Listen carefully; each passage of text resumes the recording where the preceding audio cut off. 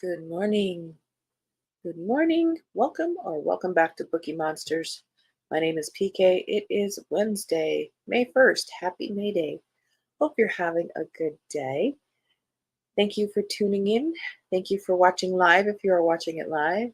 Thank you for watching it later if that is what you're doing. I appreciate that you are taking some time out to look at the new releases because that's what we do in the morning. We look at the new releases that are being set into the wild each and every day this week, a different genre. Today is Wednesday, so we are looking at romances. Quick announcements. We do not have sprints tonight on my channel. I do them every Tuesday and Thursday evenings, so we'll have them tomorrow evening at 6 p.m. Mountain Time, 8 p.m. Eastern, and then Saturday afternoon at 1 p.m. Mountain Time, 3 p.m. Eastern. Let us hop in here.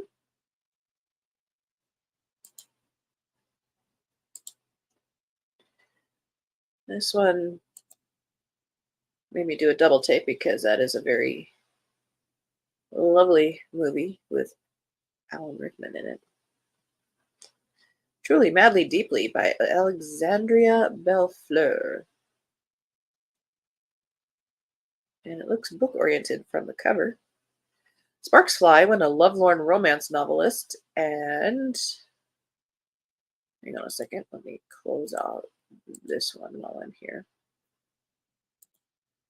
When a lovelorn romance novelist and a divorce lawyer who has sworn off relationships agree to co-host a podcast series offering dating advice to viewers. As a best-selling romance novelist, everyone thinks Truly Livingston is an expert on happily ever afters. She's even signed on to record a podcast sharing relationship advice. Little do they know, she feels like an imposter. Her parents just announced they're separating. She caught her fiancé cheating, and her entire view on love has been shaken to the core. Truly hopes the podcast will distract her until she meets her co-host. Her first impression of Colin McRory is hot, but then he opens his extremely kissable mouth. Colin's view on love just pisses Truly off, even if he does have an annoyingly attractive face. Bickering with a cynical divorce lawyer is the last thing she needs, so she walks out with no plan to return. A few days later, Truly is surprised when Colin tracks her down, asking for a fresh start. Truly can't deny the little thrill she gets from Colin begging, so she reluctantly agrees. As they go from enemies to friends to something else entirely, Truly discovers they have more in common than she ever imagined, including their shared, I don't say that word, I'm sorry. When I grew up, that was a word you did not say out loud, like the N-word. He's a genuinely good guy, charming, sweet, and equally as unlucky in love as herself, and there's something about Colin that drives Truly a little wild. When their attraction reaches a fever pitch, Truly is happy for the first time in years. Yet she can't help but wonder, is Colin truly madly, deeply in love with her, or is it all too good to be true? Why is that even an element in there? That makes me angry. Like they're throwing in a quote-unquote trendy thing just to be trendy. Good morning, Mary. Happy Wednesday. Spring and romance. Two peas in a pod. Indeed.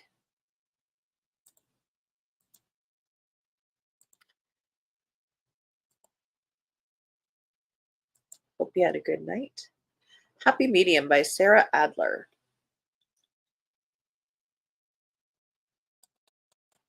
Fake spirit medium Gretchen Acorn is happy to help when her best friend, read wealthiest client, that's sad, hires her to investigate the unexpected phenomena preventing the sale of her bridge partner's struggling goat farm. Well, goat farm. Gretchen may be a fraud, but she'd like to think she's a beneficiatone. Okay, so if sorry, so if cleansing the property will help a nice old man finally retire and put some much needed cash in her pockets at the same time, who's she to say no? Of course, it turns out said bridge partner isn't the kindly AARP member Gretchen imagined. Charlie Wabel is young, hot as hell, and extremely unconvinced that Gretchen can communicate with the dead, which, fair. Except to her surprise, Gretchen finds herself face to face with Everett, the very real, very chatty ghost that's been wreaking havoc during during every open house. Apparently, more coffee is required. And he wants her to help ensure Charlie avoids the same family curse that's had Everett haunting Gilded Creek since the 1920s. Now, Gretchen has 1 month to convince Charlie he can't sell the property. Unfortunately, hard work and honesty seem to be the way to win over the stubborn farmer, not exactly Gretchen's strengths. But But trust isn't the only thing growing between them, and the risk of losing Charlie to the spirit realm looms over Gretchen almost as annoyingly as Everett himself. To save the goat farm, its friendly phantom, and the man she's beginning to love, Gretchen will need to pull off the greatest con of her life, being fully genuinely herself. Why do these all have like an element of ick to them?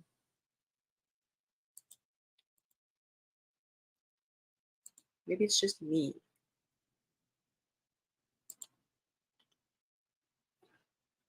In the meantime, let's get some coffee. Maybe that'll help.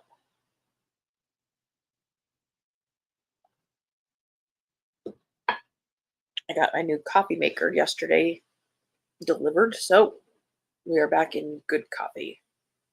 That should help too. For Midnight Sin by Sophie Darling, third of seven in the Shadows and Silk series. Are we sure this came out? Okay. Can a Viking, dot, dot, dot. Orphaned as a child, Captain John Nylander has never known a real home. Now he is ready to leave the dangers of his past behind and put down the roots he has always longed for. The only thing standing in his way is a lanky, aristocratic lady who is more at home on the farm than in the ballroom, and she has secrets. And a viscountess. Lady Calpurnia Radcliffe, the Dowager Viscountess St. Alban, has poured all her energy into making Woldcombe Grange her home. Managing an estate is not what Callie dreamed of, but her late husband's rejection made it clear that love and a family would never be hers. Now she may lose even that to a sinfully handsome captain. But Nylander is making her dream again. Dot, dot, dot, dot. Turn passion into love. Nylander inspires a recklessness in Callie that she can't control. Soon she finds herself conspiring with pirates and contemplating midnight trysts with the very Viking who has turned her life upside down. For Nylander, being with Callie embodies everything he's always wanted, home. As midnight strikes, will all their secret sinful dreams come true? That seemed to be pushing the midnight thing, but okay.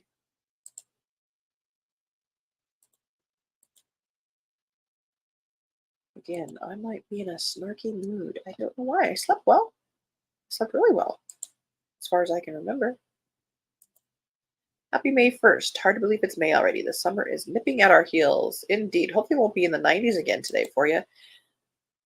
Well, not swap you, but you can come here. We're maybe going to hit 50, 51 today. We've got a little front moving in. Now that one is more my speed. Midnight Sin. May have to check that one out. Cool, cool. Effie Olsen's Summer Special by Rochelle Bilo. These childhood best friends swore they'd never speak again, but a surprise summer reunion changes everything when it gives them the chance to turn up the heat. Effie Olsen thought she'd never live on the tiny Maine island where she grew up, but she's returning from 16 years as a professional chef in far-flung countries for one summer and one summer only. Her hometown boasts one of the best restaurants in the US, and lucky for her, Brown Butter needs a sous chef. Effie's eager for a chance at redemption after her last job went up in flames, but reluctant to set down roots in a place that reminds her of the ghosts of her past. Until, that is, she runs into Ernie Callahan. You don't see that name very much. Her one-time best friend who now works in the very same restaurant. Early morning swims and late night games of truth or dare with Ernie remind her of what she's been missing while traveling the world.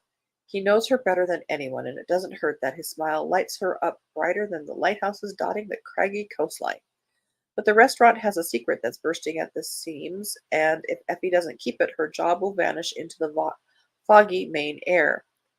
As summer draws to a close, her dream job and the perfect guy are both within reach. Her salty seaside hometown might be the key to Effie's sweet ending if she can learn to let her heart lead the way in time.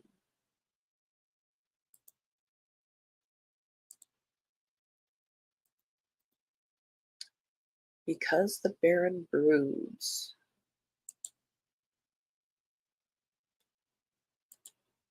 by Darcy Burke, second in the Rogue Rules. Kind of like that cover. Kind of has a retro kind of feel. I don't know, I like it. Growing up in isolation in Cornwall, Tamsin Penrose looks forward to the 1 month each year that she spends in an idyllic seaside town with her best friends. She's shocked to receive a letter from her reclusive father informing her of a potential groom. They've never even discussed marriage, and she rather expected to be a spinster.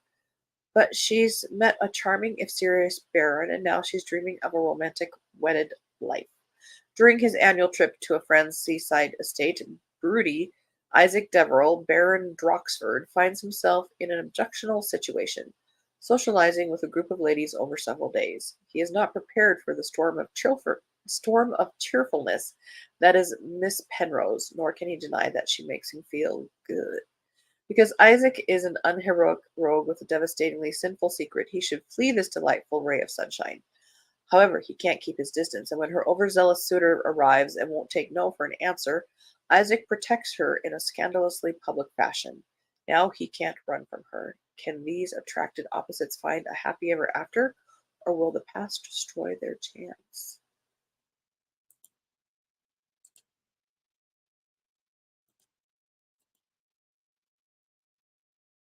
An Island Summer by Jenny Hale. A charming, feel good beach read about new beginnings, old secrets, and how home is where the heart is. All that Megan Gray has left of her beloved Pappy is his cottage on the edge of the shimmering Atlantic Ocean. Longing to feel close to her grandfather, she returns to the golden sands of Hatteras Island in the Outer Banks for the summer, clutching the manila envelope he gifted her tightly in her hand. But on her first night on the sun-drenched island, she meets brooding Toby Myers, a local businessman. She might feel lost without Pappy, but looking into Toby's sparkling blue eyes feels like coming home. As Megan strolls along the sand with Toby, breathing in the salty air, she feels like she is making new memories until she opens the envelope. Inside, she finds a black and white photograph of someone she doesn't recognize. If she can find out its meaning and why Pappy gave it to her, she'll unlock a secret that has been hidden for decades. But the truth has the power to change everything. Megan and Toby thought they knew about their lives and all, and it will either bring them together or break their hearts.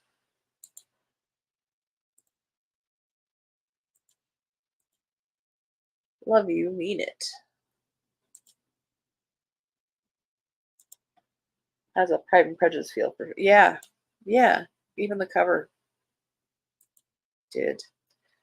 This is by Julie Gagnon. Ellie Greco wishes she weren't stuck in Millborough. For a few brief shining years, she escaped her hometown to pursue her dream career, designing beautiful, elaborate costumes for theater, until her father's death 5 years ago called her home to run the family's decades-old deli. Yes, she loves the place, but she'd always thought she was meant for more exciting things than stocking the right tinned fish.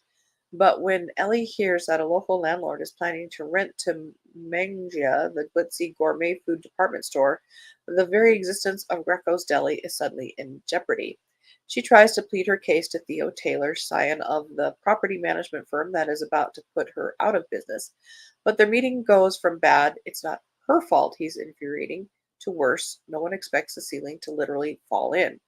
With Theo out cold, Ellie panics and claims to be his fiancée, and almost passes out herself when amnesia means Theo seems to actually believe her.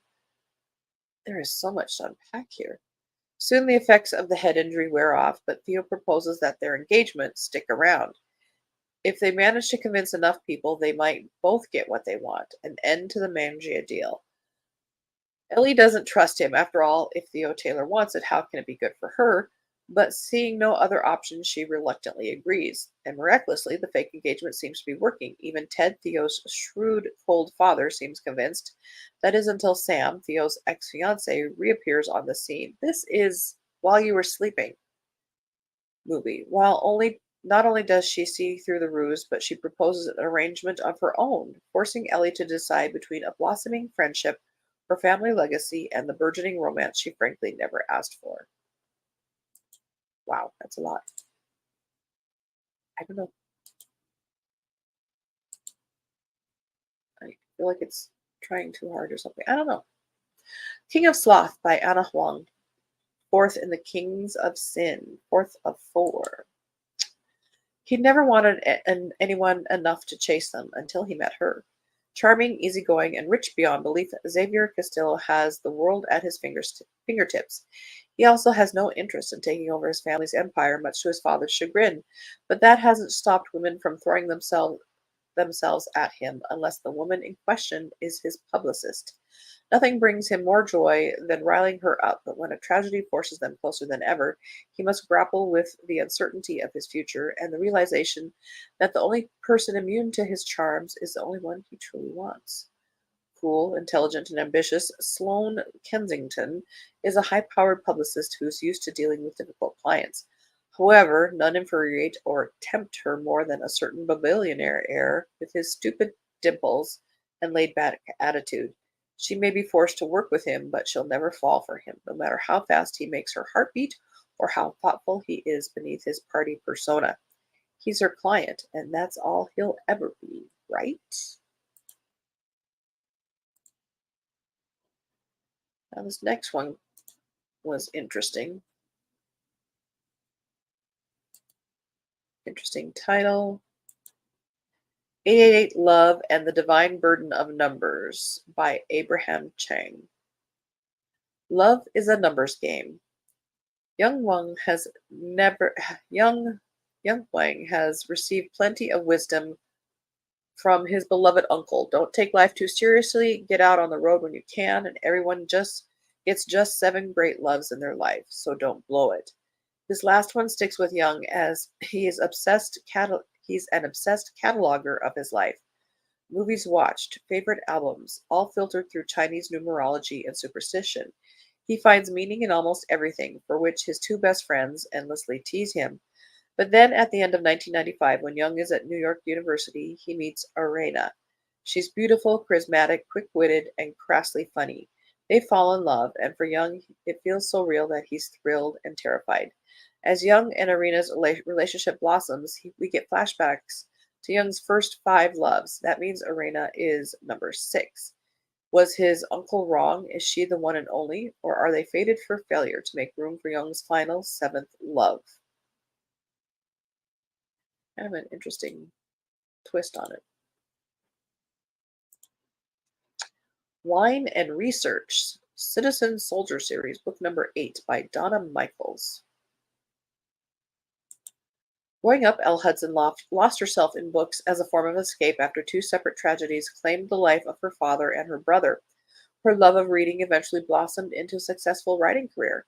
Now she is in Poconos doing research for a new series with police officers as her heroes. They held a special place in her heart. Too bad the cop assigned to take her on ride-alongs is as arrogant as he is handsome. Jeremy Mercer was 10 when his father died in the line of duty, and his mother moved him and his sister from New York City to the Poconos. To serve and protect is in his blood, so it was only natural for him to follow in his father's footsteps and become a cop. He also joined the National Guard because helping people is his calling in life. Being assigned liaison to a romance author isn't part of that calling. Besides, he doesn't like writers, doesn't trust them. Too bad the woman he's stuck babysitting is as beautiful as she is sweet, unless she's putting on a front like his ex. Elle is there to write romance, not look for it, but there is no denying the chemistry between her and Jeremy. Even though they agree to do just that, they accidentally fall into bed several times. Not smart, especially when he opens up about his past, and she realizes just how deep their connection runs. Okay, we accidentally did that several times. Their Last Resort by R.S. Gray. Paige Young and Cole Clark are polar opposites. A world traveler since birth, Paige loves to lead activities for guests at a luxury island resort in the Turks and Caicos. From bingo nights to cliffside hikes, Paige is up for anything. Cole, meanwhile, prefers his number-crunching desk job. He's the assistant director at the resort, stiff and meticulous. He's so by the book that he keeps the book in his desk drawer. They're perfectly aligned in one way, though, their ability to drive each other crazy. Every day brings a fresh battle of wits. They're rivals, arch nemesis, and they're definitely not never going to talk about that one time they kissed. Haha, nope. But when Paige finds out that Cole has been ordered to fire her on the same day a hurricane threatens their little slice of paradise, it's clear the game is over. At odds, in peril, and forced to shelter in place together, these two enemies might finally have to confront their true feelings. You know, the ones hidden under all those withering looks.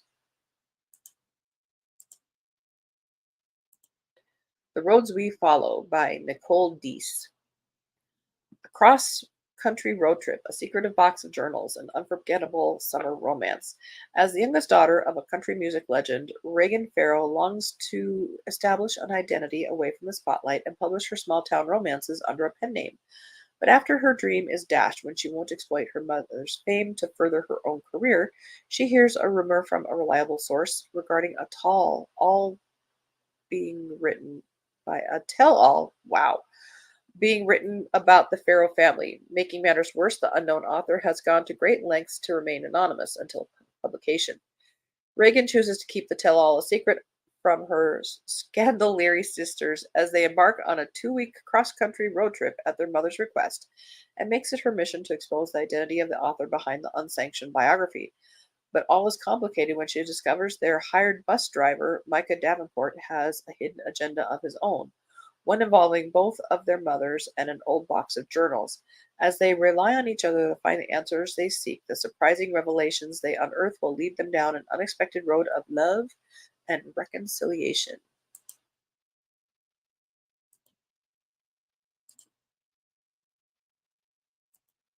The Library of Borrowed Hearts by Lucy Gilmore. Two young lovers, 60 long years, one bookish mystery worth solving. Librarian Chloe Sampson has been struggling to take care of her three younger siblings to find herself to make ends meet. She's just about at the end of her rope when she stumbles across a rare edition of a book from the 1960s at the local flea market. Deciding it's a sign of her luck turning, she takes it home with her, only to be shocked when her cranky hermit of a neighbor swoops in and offers to buy it for an exorbitant price. Intrigued, Chloe takes a closer look at the book, only to find notes scribbled in the margins between two young lovers back when the book was new. One of them is almost definitely Jasper Holmes, the curmudgeon next door. I would just give it to him. When she begins following the clues left behind, she discovers this isn't the only old book in town filled with romantic marginalia. This kickstarts a literary scavenger hunt that Chloe is determined to see through to the end. What happened to the two tragic lovers who corresponded in the margins of so many different library books? And what does it have to do with the old sad man next door who only now has begun to open his home and heart to Chloe and her siblings? In a romantic tale that spans the decades, Chloe discovers that there's much more to her grouchy old neighbor than meets the eye. And allowing herself to accept the unexpected friendship he offers, she learns that some love stories begin in the unlikeliest of places. And on that note, we are out of time. Oof, I think it was just me, but that seemed like a struggle. Like the title, The Library of Borrowed Hearts. That is a good title. All right, guys, we are out of time, and I have to go to work. Thank you for watching. Maybe there's something for you to check out further, or maybe it's just not a week for romance for you. But tomorrow we'll be looking at fantasy and science fiction. And then on Friday, we'll look at the other stuff that caught our attention that we didn't have time for, plus more cozy mysteries. Yeah, me too. I like the idea of that book. Unusual, at least not the unusual run of the mill. Exactly. I'm interested in the marginalia stuff. That was the hook for me, so I might check that one out more too.